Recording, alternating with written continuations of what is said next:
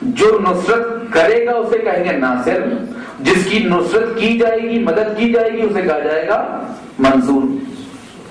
تو اس میں فاعل واضح ہو گیا، یعنی جو فعل کو انجام دینے والا اس میں اسم فاعل۔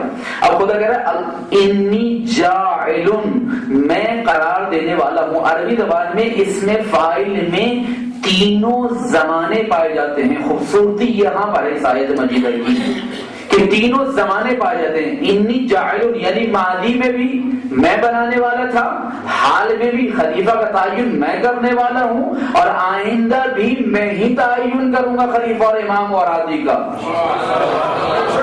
اگر یہ کہتا کہ انی مثلا جعل تو میں نے بنا دیا، یعنی ماضی سے متعلق، انی اجعلو میں بنا رہا ہوں، ساجعلو میں بناؤں گا، نہیں ماضی سے نہیں کہا۔ جیسے کہ آپ کہتے ہیں ان شانئک هو الابتر، رسول اللہ کو دشنام دیا جاتا تھا کہ آپ کی اولاد نہیں، آپ ابتر ہے، آپ ناقص اولاد ہیں، یعنی آپ کی اولاد نہیں ہوتی۔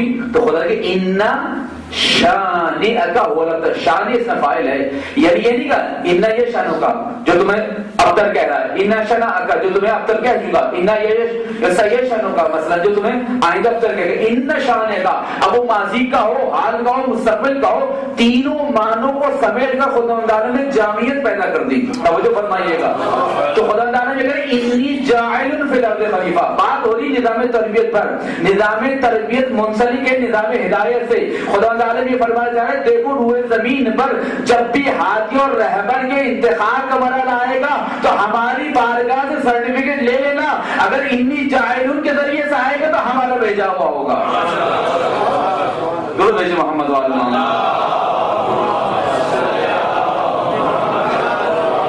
انی جاعل کہہ کر تینوں زمانوں کو اس میں سمیٹ دیا۔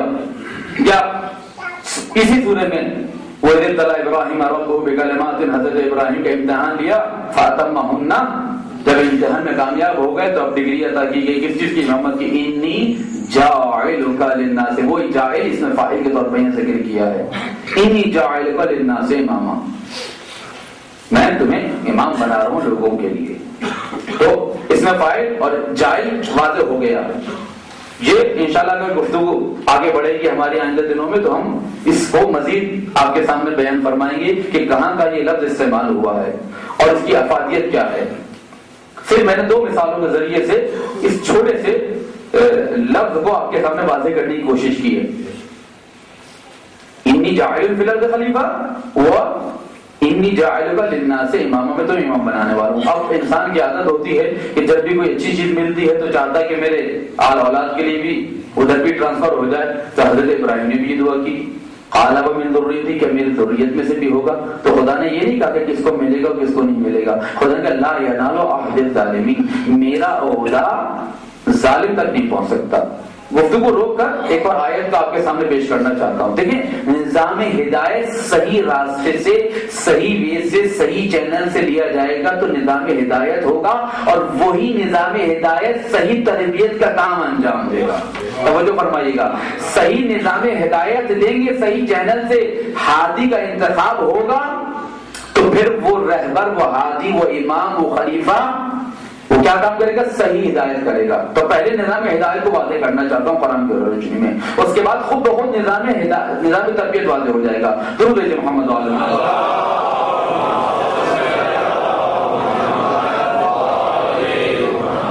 حضرت نوح نے عرض کی ونادى نوح ربہ، اے میرے رب، اے میرے پروردگار، ان ابنی من اہلی، میرا بیٹا میرا اہل ہے،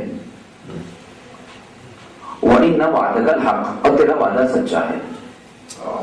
توجہ فرمائیے گا، ان ابنی من اہلی، میرا بیٹا، بیٹا غرق ہو رہا ہے، بیٹا ڈوب رہا ہے، طوفان نوح آ چکا ہے، بیٹا غرق ہو رہا ہے، نوح کشتی میں ہے، کہہ رہے ہیں اے خدا میرا بیٹا میرا اہل ہے۔ توجہ فرمائیے گا، ان وعدک الحق وانت احکم الحاکمین، سورہ ہود آیت نمبر 45۔ خدا کہہ رہا ہے کہ نہیں نوح، یہ تمہاری غلطی ہے۔ عجیب آیت کا انداز ہے، عجیب آیت کا انداز ہے۔ کہا کہ اگر تم کو جس چیز کا علم نہیں اس کا مجھ سے سوال مت کرو نو، ہر بیٹا اہل نہیں ہو سکتا. وہ کہہ رہے ہیں ان ابنی اہلی، میرا بیٹا اہل ہے. اگر اہل سے مراد اہل بیت ہو تو یہ بھی معنی بنتا ہے، اور اہل سے مراد اہلیت رکھنے والا ہو تو یہی معنی صادق آتا ہے. کہا کہ ان ابنی من اہلی، میرا بیٹا میرا اہل ہے. ہوگا تو کہتا ہے نہیں تمہارا بیٹا ہے، تمہارا اہل نہیں ہے. اینو انہو غیر عمل، انہو عمل غیر صالح، انہو لیس من اہلی، یہ تمہارا بیٹا نہیں ہے، یہ تمہارے نسل سے تو ہے، تمہارے سلب سے تو ہے، تمہارا اہل نہیں ہو سکتا، تمہارے اہل بیت میں شامل نہیں ہو سکتا. خدا تعالیٰ یہ بتا رہا ہے انہو عمل غیر صالح. جب نوح کا بیٹا بیٹا ہو کر اہل نہیں بن سکتا تو غیر کیسے ہو سکتا ہے نبی کا ہے.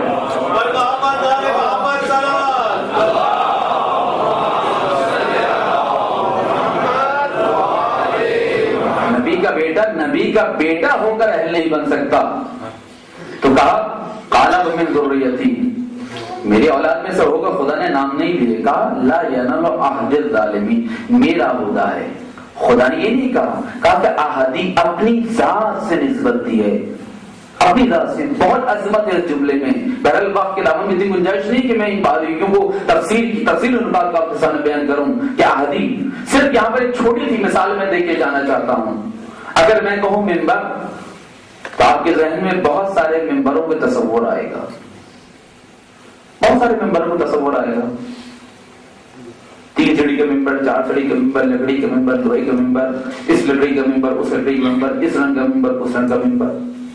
لیکن اگر میں کہوں یہ ممبر تو خود بہت آپ کے ذہن میں جو تصورات آ رہے تھے ان کو سمٹنے کی ایک جگہ مل جائے گی. توجہ فرمائیے گا، اس کا ہماری منطق میں تصور و تصدیق. جب میں نے کہا ممبر تو آپ کے ذہن میں تصورات کی بہت بڑی دنیا کھل گئی، بہت بڑا ایک دریچہ کھل گئی. ممبر کے بہت سارے تصور آنے لگے. لیکن جب میں نے کہا یہ ممبر، ہاذا ممبر، یہ والا ممبر جس پہ میں بیٹھ کر خطاب کر رہا ہوں، تب جتنے بھی تصورات تھے وہ آہستہ سے سمٹ کر اس ممبر میں جمع ہونے لگے. توجہ فرمائیے گا. اب خدا نے کہا آہد، یہ نہیں کہا. خدا نے کہا آہدی، میرا عہدہ یعنی ولایت اور امامت اور ہدایت خدا بند عالم کی جانب سے نافذ ہونے والا عہدہ ہے. یہ ہر کسی کے پاس نہیں آ سکتا. اس لیے کہ لا ینال عہد الظالمین، یہ عہدہ کسی تک پہنچ ہی نہیں سکتا. یعنی بننا تو دور کی بات ہے، پہنچ بھی نہیں سکتا. توجہ فرمائیے کہ خدا تعالیٰ جی کہہ رہا ہے اور جو خود ہادی اور رہبر بن جائے، خود خلیفہ بن جائے، وہ خلیفہ نہیں ہوتا. قرآن کہتا ہے ظالم ہوتا ہے. لا ینال عہد الظالمین، وہ ظالم ہوتا ہے. درود بھیجے محمد آل محمد.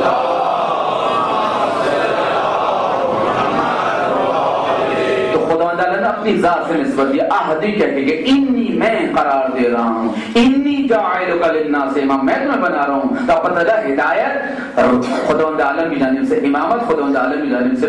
اور بھی آیتوں سے طرف نظر کرتے ہوئے اب صحیح چینل سے اگر ہادی اور رہبر کا انتخاب ہوگا تو پھر نظام ہدایت بھی، نظام تربیت بھی بہترین ہوگا. اور اگر امام ہادی اور رہبر معصوم نہ ہو تو اس کا کیا حشر ہوتا ہے.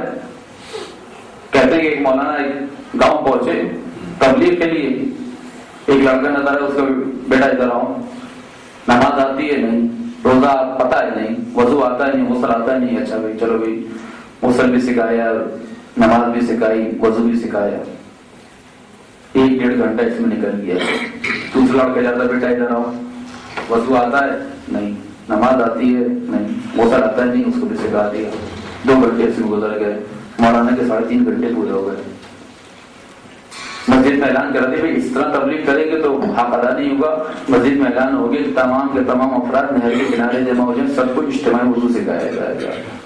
اگر امام اور ہادی معصوم نہ ہو تو کیا حشر ہوتا ہے. اب پورا کام جو ہے وہ جمع ہو گیا. مولانا نے وضو کرنے سے کہا ایسے ہاتھ دھوتے ہیں، ایسے ہاتھ دھوتے ہیں، ایسے موثر کرتے ہیں، ایسے. آخر میں جب پیر دھونے لگے تو مولانا کا قوم پھسلا. مولانا نہر میں پوری قوم اور پورا گاؤں جو ہے وہ نہر میں چلا گیا. تو اگر امام اور حاجی جو ہے وہ معصوم نہ ہو، خدا کی جانب سے عصمت کی چادر اوڑھ کر نہ آئے تو پھر قوموں کا یہی حالت ہے. درود بھیجے محمد صحیح چینل سے. تو نظام ہدایت اب انی جاعل، میں قرار دوں گا، میں بناؤں گا. بہرحال اور بھی میں فضیلت کے نکات ہیں، بہرحال اس کو چھوڑ کر تاکہ ہم اپنے مقصد تک پہنچ سکیں، اس لیے کہ یہاں پہ ایک مغالطہ ہمارے یہاں ہوتا ہے۔